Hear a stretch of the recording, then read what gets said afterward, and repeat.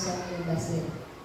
Yang terhormat Kepala Sekolah SDN Negeri 1 Pamusari, yang terhormat guru-guru hebat SDN Negeri 1 Pamusari. Pertama-tama marilah kita panjatkan puji syukur kehadirat Ilahi Rabbi yang alhamdulillah pada hari ini kita bisa menghadiri tema diseminasi modul budaya positif. Salam salam semoga tetap tercurahkan kepada junjungan kita, yakni Habibina wa Syafi'ina wa Maulana Muhammad sallallahu alaihi wasallam. Baiklah Bapak Ibu guru yang hebat, sebelum kita memulai acara pada hari ini atau acara diseminasi modul 1.4 budaya positif oleh guru penggerak yaitu Ibu Jumsia SPD, marilah kita sama-sama membaca ayat basmalah. Bismillahirrahmanirrahim. Semoga dengan pembacaan ayat basmalah tadi acara kita berjalan dengan lancar. Amin ya Allah ya Rabbal alamin. Baiklah, selanjutnya yaitu sambutan dari Kepala Sekolah SDN Negeri 1 Pamusari kepada Ibu Teti Rusdewati MPD. Dipersilahkan.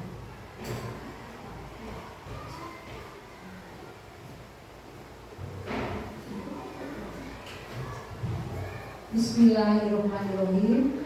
Assalamualaikum warahmatullahi wabarakatuh. Waalaikumsalam. Yang terhormat Ibu Jumsia SPD selaku calon guru penggerak, yang saya hormati Bapak Ibu guru SDN 1 Pamusari. Pertama-tama marilah kita panjatkan puji syukur kehadirat Allah Subhanahu wa taala, Tuhan Yang Maha Esa, yang telah memberikan kita rahmat-Nya serta hidayah-Nya, sehingga alhamdulillah pada hari ini kita bisa berkumpul di ruangan ini yang akan melaksanakan pemaparan diseminasi modul 1.4 budaya positif oleh guru penggerak yaitu Ibu Jumsia SPD. Alhamdulillah kita bisa melaksanakannya hari ini dengan Ibu Jumsia sebagai guru penggerak. Mudah-mudahan Bapak Ibu guru yang ada di ruangan ini bisa menyimaknya, yaitu menyaksikan penampilan Ibu Jumsia ini. Mudah-mudahan acara diseminasi modul 1 budaya positif ini bisa berjalan dengan lancar sampai akhir, sampai selesai. Mungkin itu saja sambutan dari saya selaku kepala sekolah. Mudah-mudahan kita doakan Ibu Jumsia ini bisa menyelesaikannya sampai ke titik kulminasi, ya titik terakhir, sehingga bisa dinyatakan lulus sebagai guru penggerak. Sekian, Assalamualaikum warahmatullahi wabarakatuh.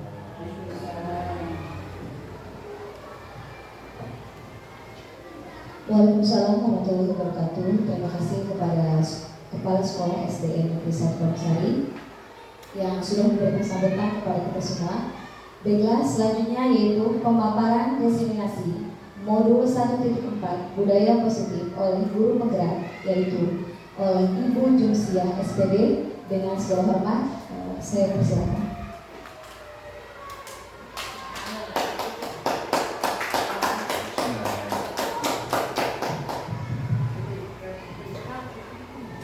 Bismillahirrahmanirrahim. Assalamualaikum warahmatullahi wabarakatuh. Waalaikumsalam warahmatullahi wabarakatuh. Yang terhormat Ibu Kepala Sekolah SDN 1 Pamusari, yaitu Ibu Teti Rusdewati MPD. Yang saya hormati Ibu Bapak guru hebat SDN 1 Pamusari. Saya ucapkan terima kasih karena kita dapat berkumpul dalam acara diseminasi modul 1.4 budaya positif. Sebenarnya Bapak Ibu, kegiatan ini adalah salah satu tugas calon guru penggerak angkatan 9, yaitu dari modul 1 khususnya budaya positif. Kegiatan hari ini saya akan memaparkan budaya positif di sekolah. Kita di sini sharing saja, bukan saya merasa pintar, tapi saya akan memaparkan pengalaman saya selama mengikuti pelatihan calon guru penggerak.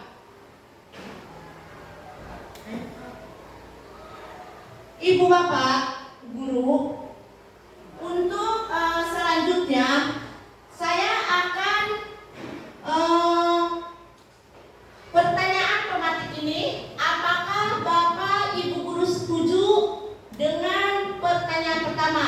Yang pertama yaitu hukuman dapat mendisiplinkan anak. Setuju tidak? Tidak boleh dihukum. Pertanyaan tematik, hukuman dapat mendisiplinkan anak. Setuju aja Pak Bu, kalau memang hukumannya tidak kena fisik anak. Misalkan dia suruh membaca Al-Quran atau membaca doa atau tidak ke fisik aja. Hukumannya mau perkalian atau materi aja. Iya, materi tapi tidak ke fisik anak. Berarti pendapat Bu Haji, hukuman dapat mendisiplinkan anak itu setuju ya? Setuju. Tapi Ada yang lain? Tapi tidak berbentuk ke fisik. Kekerasan maksudnya, tidak berbentuk kekerasan hukumannya. Nah, kita kunci ya. Boleh dikunci? Boleh. Berarti hukuman dapat mendisiplinkan anak itu setuju. Yang kedua, pemberian hukuman dengan hal yang positif seperti membaca atau membersihkan halaman sekolah dapat meningkatkan disiplin anak. Setuju tidak? Setuju tidak? Alasannya? Alasannya memberikan hukuman dengan membersihkan halaman sekolah. Itu berarti hukuman fisik. Iya, hukuman fisik itu membersihkan halaman. Memberikan hukuman dengan hal positif seperti membaca atau membersihkan halaman sekolah dapat meningkatkan disiplin anak. Kalau membaca setuju, Tidak. supaya anak. Kalau anak menyapu masuk Iya, yang benar setuju. Rumah. Kaitannya dengan fisik. Karena kan ya fisik bagian anak kita datang di sekolah itu biarkan untuk berbahagia. Jadi dengan membersihkan halaman satu sekolah bukan bahagia lagi nanti nangis. Sesuai dengan sekolah kita sebagai sekolah ramah anak. Berarti jawabannya tidak setuju. Ya, yang pertama jawabannya setuju. Berarti yang kedua tidak setuju. Kita kunci dulu. Sekarang yang ketiga, memberikan hadiah dapat meningkatkan prestasi siswa. Setuju apa tidak? Setuju apa tidak? Alasannya motivasi, memberikan reward ya kepada anak. Berarti jawabannya yang ketiga setuju. Yang keempat, guru harus mampu memberikan solusi untuk murid yang bermasalah. Setuju apa tidak? Setuju? Yakin setuju? Setuju. Berarti yang pertama tidak setuju. Yang kedua? Yang kedua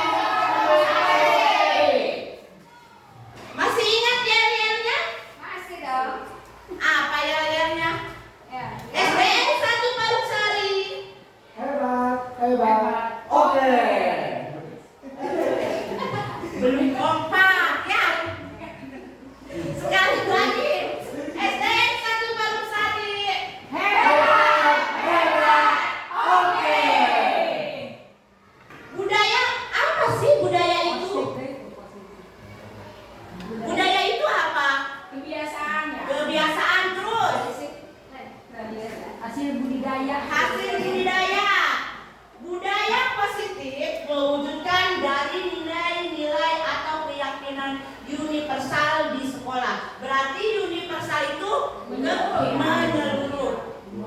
Ya, next, Penurman.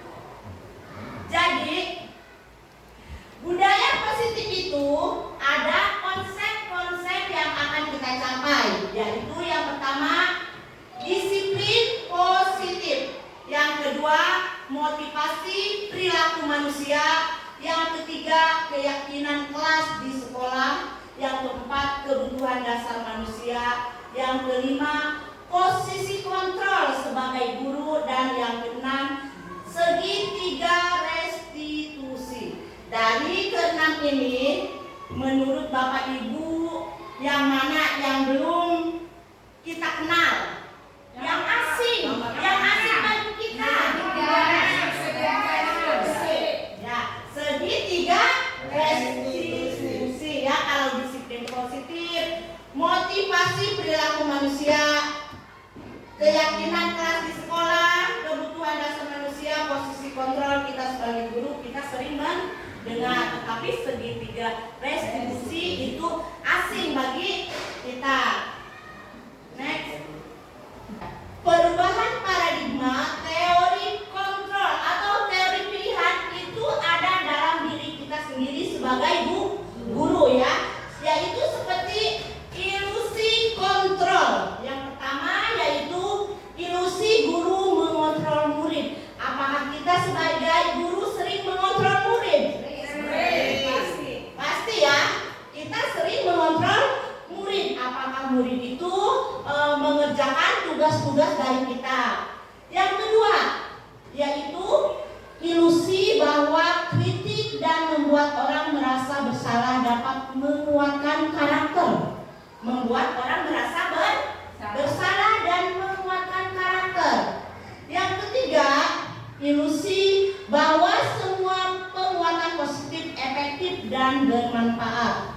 Yang terakhir, bahwa ilusi orang dewasa memiliki hak untuk memaksa. Betul tidak? Bahwa dewasa itu memiliki hak untuk memaksa kepada anak.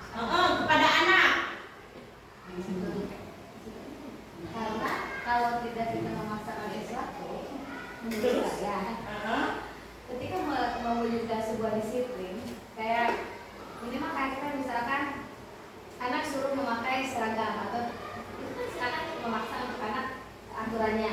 Kalau untuk mencapai sebuah disiplin maka harus dipaksakan supaya terbiasa. Asal jangan menggunakan Kekerasan, ya. Jadi sifat memaksa dia harus. Karena tidak akan terjadi sebuah disiplin kalau tidak ada sebuah mungkin. Ya, jadi ilusi kontrol pada diri kita, yaitu orang dewasa memiliki hak untuk memaksa. Next. Nah, di sini disiplin positif itu adalah disiplin berasal dari bahasa Latin yang artinya disiplina, ya, yang artinya belajar. Disiplin positif bertujuan untuk menumbuhkan kesadaran serta memperdayakan peserta didik untuk melakukan sesuatu penghargaan tanpa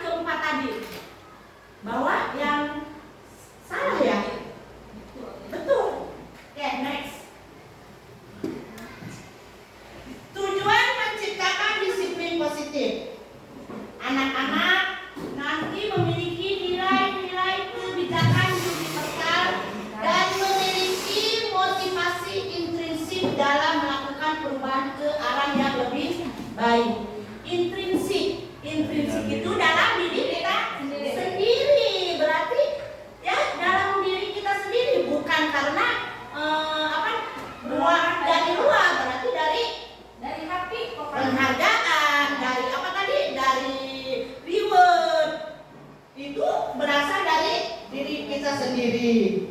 Nilai-nilai kebijakan mengacu kepada profil pelajar Pancasila. Nah, inilah nilai-nilai kebijakannya universal ya. Yang pertama, kebinekaan global. Yang kedua, bergotong royong, kreatif, bernalar kritis, mandiri, dan beriman kepada. Seharusnya itu yang pertama beriman, bertakwa kepada Tuhan Yang Maha Esa. Yang kedua, kebinekaan global. Yang ketiga, bergotong royong, kreatif, mandiri. Tepuk semangat.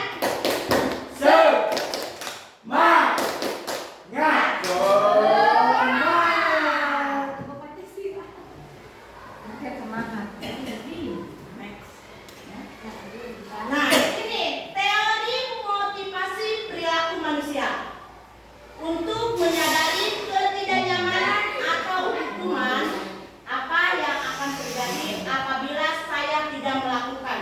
Itu motivasi eksternal. Ya. Yang kedua, untuk mendapatkan imbalan dari orang lain. Institusi apa yang akan saya dapatkan apabila saya melakukannya. Yang itu motivasi eksternal. Yang ketiga, untuk menghargai diri sendiri. Saya akan menjadi orang yang seperti apa bila saya melakukannya. Motivasi apa ini? Internal. Tujuan disiplin positif yang ini untuk menghargai diri sendiri. Kalau itu yang pertama untuk menghindari ketidaknyamanan atau hukuman. Nih, seperti anak tidak memakai hari Senin itu tidak memakai sepatu warna hitam. Itu merupakan akan hukuman apa yang akan terjadi apabila saya tidak melakukannya, yaitu motivasi eksternal. Hukuman dan konsekuensi. Apakah hukuman dan konsekuensi itu sama? Sama tidak? Hukuman dan konsekuensi Sama. sama, hampir sama. Hukuman dan konsekuensi itu sama tidak? Hampir sama. Hampir Soalnya hukuman itu pasti ada konsekuensinya. Jadi berkaitan antara hukuman dan konsekuensi. Kalau kita menghukuman secara misalkan fisik, konsekuensinya akan apa? Mungkin ke anak ya. Misalkan itu jadi ketakutan atau apa, sekolah trauma gitu. Nah, ini berkaitan. Nanti akan terjawab di sini. Ini beberapa pertanyaan hukuman atau konsekuensi. Yang pertama, mencatat 100 kali di dalam buku kalimat saya tidak akan terlambat lagi karena terlambat ke sekolah. Itu hukuman atau konsekuensi? Hukuman. Yang kedua, lari mengelilingi lapangan basket 2 kali karena terlambat hadir dari sekolah.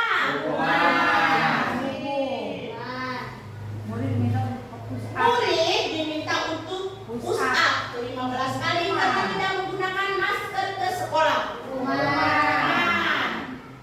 Menggantikan kertas tugas tempatnya teman yang mulai dicoret-coret. Apa? Konsekuensi. Terus membersihkan tumpahan air di meja tulis karena tersenggol pada saat belajar. Murid disuruh untuk tidak mengenakan sepatu seharian di sekolah karena tidak mengenakan sepatu hitam. Konsekuensi atau hukuman? Konsekuensi. Kenapa konsekuensi? Kalau dia udah Kenapa konsekuensi?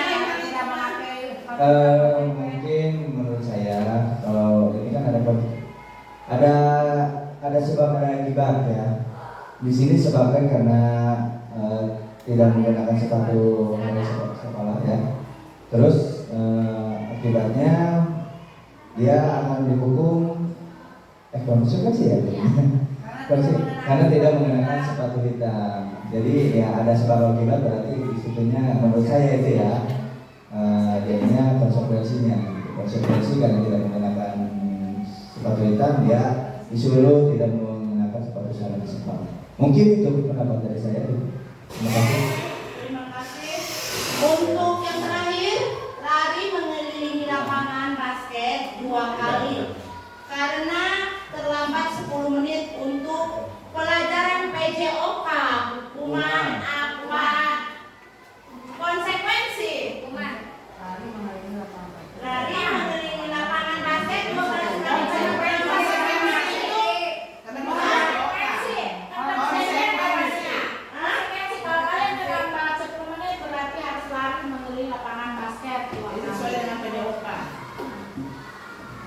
Menurut saya ini konsekuensi ya, karena sebelumnya mungkin anak sudah diberi dulu, setiap ada yang telat atau terlambat masuk itu harus dihukum dengan lari mengelilingi lapangan bola basket 2 kali. Itu termasuk kepada konsekuensi.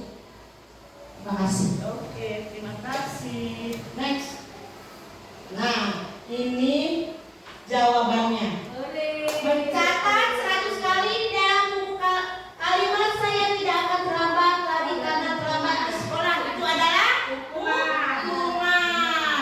Lari mengelilingi lapangan basket 2 kali karena terlambat hadir di sekolah. Itu juga hukuman. Konsekuensi di sini contohnya menggantikan kertas tugas teman yang telah dicoret. Konsekuensi. Next. Apa sih hukuman dan konsekuensi ini, Nay? Hukuman itu adalah tidak terencana, bersifat satu arah, bisa berupa hukuman fisik, psikis, atau kata-kata kasar. Itu adalah hukum. Sedangkan konsekuensi yaitu bersifat terencana, sudah disepakati. Bentuk-bentuk konsekuensi dibuat oleh pihak sekolah. Seperti tadi mengelilingi lapangan. Iya, kan punya perjanjian dengan dengan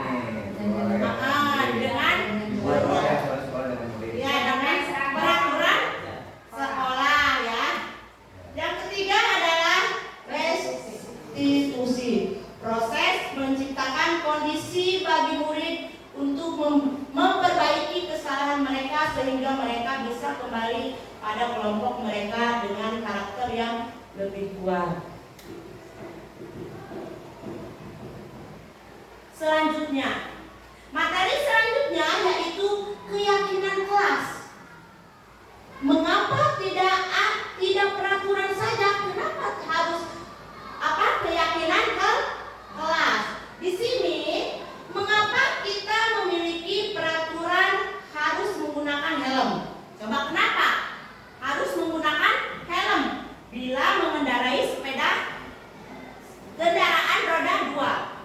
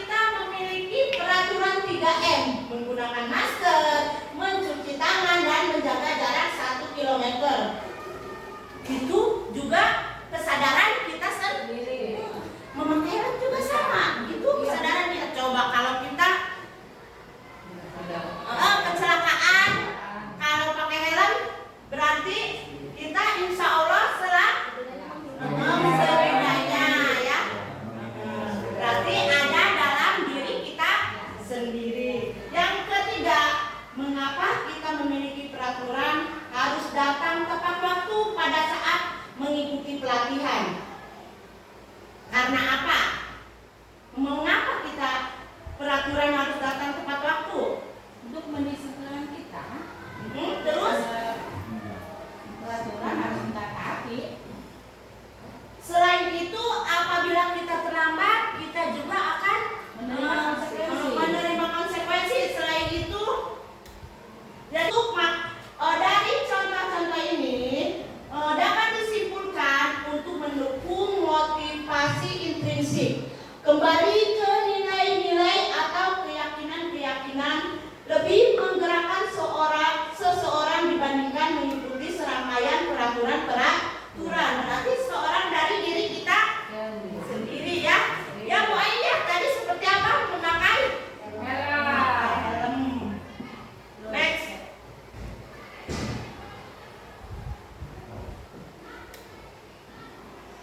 Nah, di sini ada tujuh prosedur pembuatan keyakinan kelas. Saya yakin semua sudah membuat keyakinan kelas di masing-masing kelas ya. Prosedur pembuatan keyakinan kelas ada beberapa proses. Yang pertama yaitu mencurahkan ide. Jadi siswa dan guru itu mencurahkan ide. Jadi siswa diberi kesempatan mengeluarkan ide kita. Yang kedua, sebagai guru yaitu mencatat semua masukan dari siswa. Apa saja yang diinginkan siswa itu. Misalkan yang pertama mencurahkan ide. Datang tepat waktu. Terus seragam sekolah. Tidak boleh makan dan minum di dalam. Tidak boleh makan dan minum di dalam kelas. Kita tampung semua. Ada 40 siswa berarti ada 40 ide kita tampung. Nah, setelah itu ganti kalimat negatif ke kalimat positif. Kita cari, kita ganti mana yang kalimat negatif, kita rubah ke kalimat positif. Yang keempat yaitu tinjau kembali. Kita tinjau kembali mana yang tadi yang mana yang kalimat negatif dan kalimat positif. Yang selanjutnya tinjau ulang keyakinan yang sudah tersusun. Dan yang keenam menyetujui dan menandatangani anak-anak, dan kita sebagai guru menandatangani keyakinan kelas. Dan yang ketujuh ditempel di dinding kelas. Next. Nah, ini keyakinan kelas dibuat berdasarkan kesepakatan antara guru dan siswa yang bersifat universal. Peraturan biasanya, iya betul. Kalau dulu kontrak belajar ya, ini adalah kesepakatan kelas sama saya ya. Peraturan biasanya dibuat oleh guru bersifat satu arah. Nih, kesepakatan kelas 4 datang tepat waktu, berdoa sebelum belajar dan sesudah belajar, menjaga kebersihan sekolah. Dulu waktu pelatihan UNICEF itu tentang kontrak kerja, kontrak belajar. Nah, untuk materi selanjutnya yaitu kebutuhan dasar manusia. Kebutuhan dasar manusia itu ada 5, yaitu yang pertama yaitu kasih sayang dan rasa diterima. Yang ini terus bertahan hidup, penguasaan, kebebasan dan kesenangan. Next, posisi kontrol guru. Contoh penerapan 5 posisi kontrol guru. Salah satu contohnya yaitu yang siswa tidak memakai atribut lengkap saat upacara bendera. Yang pertama, guru itu sebagai penghukum. Guru berkata,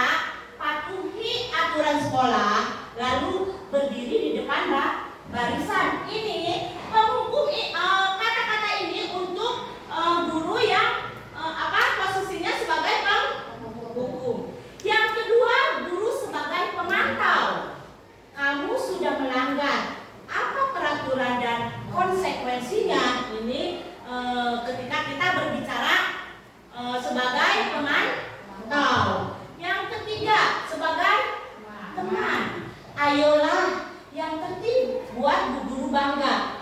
Kali ini tidak apa-apa, kamu salah. Dan yang keempat adalah membuat rasa bersalah. Berapa kali Bu Guru harus memberitahu kamu, Bu Guru kecewa sama kamu. Dan yang terakhir yaitu manajer. Apakah kamu tahu kesalahan kamu? Kira-kira bagaimana kamu akan memperbaiki kesalahan ini? Nah, dari kelima posisi kontrol, mana yang kira-kira sering kita lakukan? Kalau sekarang ya kebanyakan kita sebagai penghukum ya. Oke, sebagai penghukum. Langsung. Sebagai apa lagi? Sebagai teman, sebagai bestie ya. Kayaknya anak lebih nyaman kalau kita sebagai teman. Anak lebih nyaman kalau kita sebagai teman. Nah, di sini sebagai posisi kontrol sebagai guru yang paling tepat untuk kita, seharusnya untuk kita, yaitu manajer. Ya, kita itu sebagai guru harus sebagai manajer. Tapi boleh sekali-kali kita sebagai teman atau bestie, tapi sekali-kali itu pun ada tahapannya ya. Ada antara guru dan siswa itu ada Jeda ya. ada jeda. Jeda kan ada. Next. Nah, yang terakhir segitiga restitusi, yaitu proses menciptakan kondisi bagi murid untuk memperbaiki kesalahan mereka sehingga mereka bisa kembali pada kelompok mereka dengan karakter yang lebih kuat. Seperti tadi, yaitu seperti guru sebagai manajer, Nah, di sini ada 3 tahapan segitiga restitusi. Yang pertama yaitu menstabilkan identitas. Yang kedua, validasi kebutuhan. Yang ketiga, menanyakan keyakinan. Ini tahapan-tahapan dari segitiga restitusi. Kita sebagai manajer di sekolah atau sebagai pendidik harus melakukan segitiga restitusi kepada anak. Misalkan ada satu anak yang tidak terlambat ke sekolah. Kita menstabilkan identitas dulu, menanyakan kenapa kamu terlambat ke sekolah.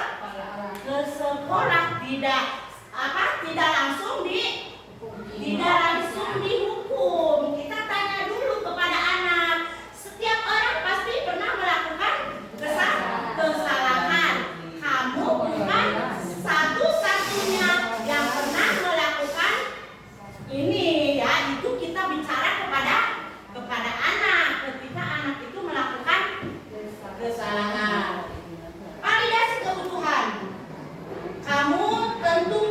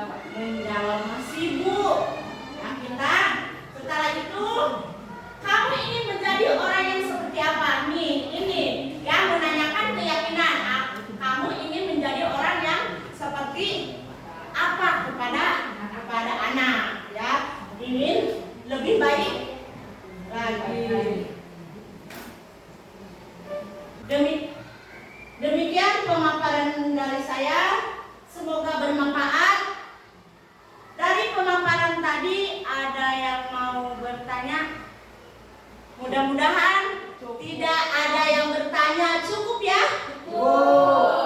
Puas kan? Puas. Siapa kita? Guru Sekali lagi, siapa kita?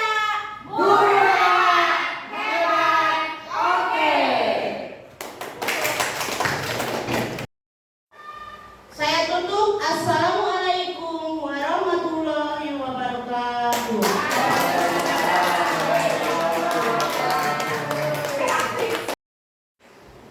Baik Bapak Ibu, itulah tadi pemaparan dari calon guru penggerak, yaitu Ibu Jusia SPD yang telah memaparkan tadi desiminasi modul 1.4 budaya positif. Nah, Bapak dan Ibu ada yang bisa, mau ditanyakan?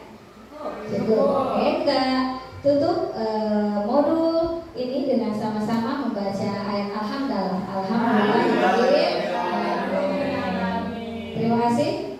Kurang lebihnya saya mohon maaf. Wabillahi taufiq wal hidayah. Assalamualaikum warahmatullahi wabarakatuh.